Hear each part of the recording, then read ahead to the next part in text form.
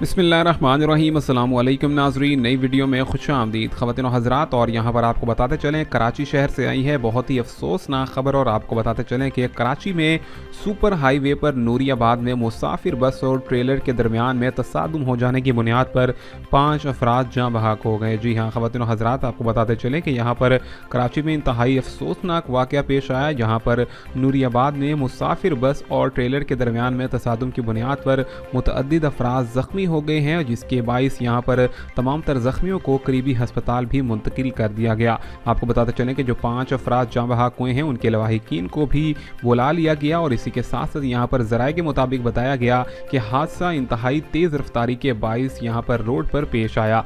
इसी के साथ साथ आपको बताते चलें कि थरपारकर में बेरोज़गारी से तंग आ जाने पर बाप ने अपने 3 बच्चों समेत कुएं में कूद कर छलांग लगा दी।